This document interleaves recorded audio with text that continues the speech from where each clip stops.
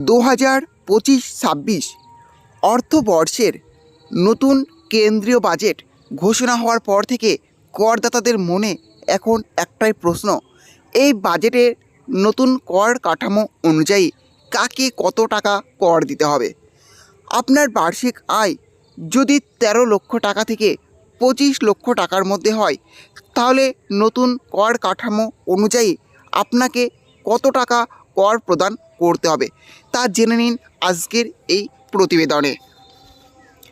13 থেকে 25 লক্ষ টাকার মধ্যে আয় হলে কত টাকা কর দিতে হবে। 13 লক্ষ টাকা আয় হলে কর দিতে হবে 75,000 টাকা। 14 লাখ টাকা আয় হলে কর দিতে হবে 90,000 টাকা। 15 লাখ টাকা আয় হলে কর দিতে হবে 1,05,000 টাকা।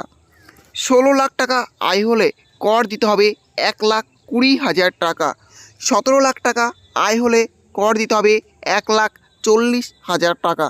18 লাখ টাকা আয় হলে কর দিতে হবে 1,60,000 টাকা। 19 লাখ টাকা আয় হলে কর দিতে হবে 1,80,000 টাকা। 20 লাখ টাকা আয় হলে কর দিতে হবে 2 লাখ টাকা। 21 লাখ টাকা আয় হলে কর দিতে হবে 2,25,000 টাকা। 22 লাখ টাকা আয় হলে কর দিতে হবে 2,50,000 টাকা। 23 লাখ টাকা আয় হলে কর দিতে হবে 2,75,000 টাকা। 24 লাখ টাকা আয় হলে কর দিতে হবে 3 লাখ টাকা। 25 লাখ টাকা আয় হলে কর দিতে হবে 3,30,000 টাকা। তবে উচ্চ আয়ের ক্ষেত্রে অর্থাৎ যদি বার্ষিক আয় 50 লক্ষ টাকা হয়, তাহলে কর দিতে হবে 10,80,000 টাকা। নতুন কর কাঠামোর সুবিধা এবং কর ছাড়। 2025-26 অর্থবর্ষের নতুন বাজেটে মধ্যবিত্ত উচ্চ মধ্যবিত্তদের জন্য বেশ কিছু গুরুত্বপূর্ণ পরিবর্তন আনা হয়েছে। সেগুলি হলো বিভিন্ন কর ছাড়ের সুযোগ, কিছু নির্দিষ্ট বিনিয়োগ, হোম লোন এবং স্বাস্থ্য বিমার ক্ষেত্রে কর ছাড়ের সুবিধা পাওয়া যাবে।